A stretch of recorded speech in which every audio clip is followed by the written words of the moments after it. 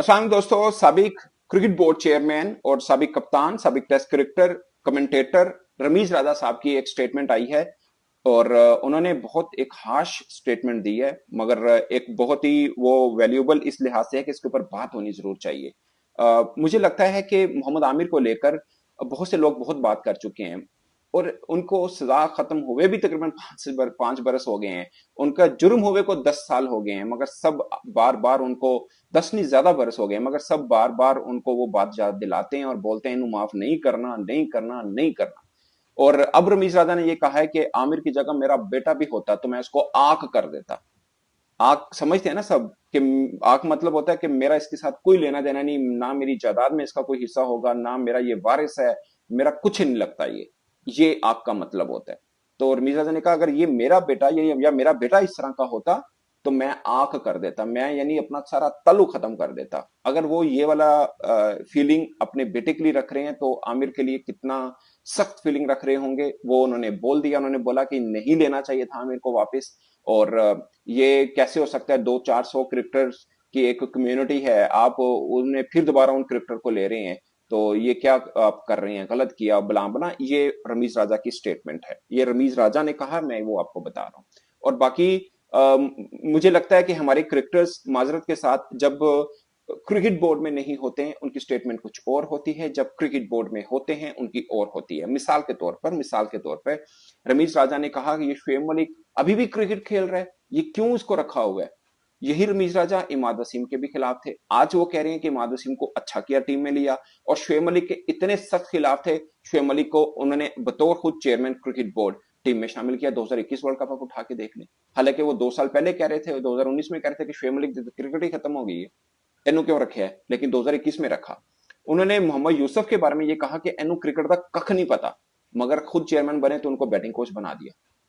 तो हमारे यहाँ स्टेटमेंट जो होती है ना, मैं हमेशा एक बात करता हूँ, फैंस बहुत नाराज होते हैं। ये क्रिकेटर्स जितने भी हैं, ये टीवी पे बैठ के इनको पता है क्या बिकना है, इनका रेट कहाँ पे लगना है। इस तरह की स्वीपिंग स्टेटमेंट से रेट लगता है भाई। आपके चैनल में वर्थ बनती है, आपकी व्यूअरशिप आती है और लोग आपको भारी मुआवजे में खरीद लेते हैं। मिसाल के तौर पे आज क्रिकेट बोर्ड ये कह रहा है कि वहाब रियाज और अब्दुल रजाक ने कहा है कि बाबर को कप्तान बनाओ।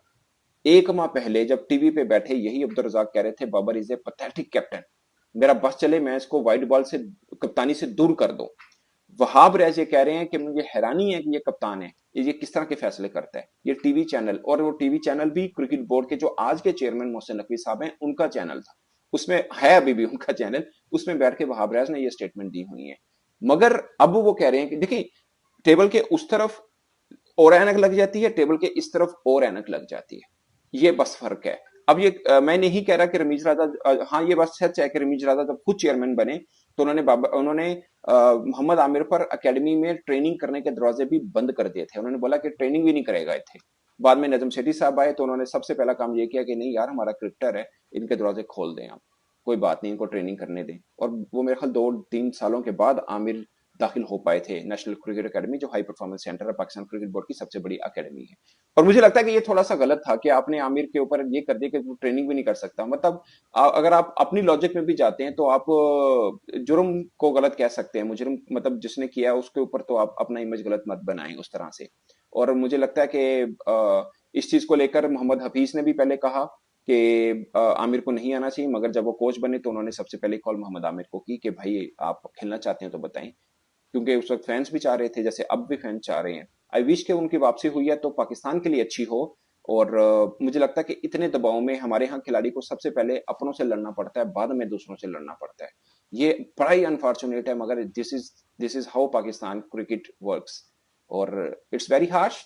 और मुझे लगता है कि ये बात उनको उस तक तो वो खैर वो पहले भी कह रहे थे कि आमिर को नहीं लेना चाहिए, बट अब जब वो ले लिया है तो उन्हें मतलब मुझे लगता है कि बीइंग पाकिस्तानी हम अब जो आ चुके हैं, मैं भी खिलाफ हूं कि इमाद वसीम को नहीं लेना चाहिए, बट अब वो आ गए, आई विल प्रे कि वो परफॉर्म करें।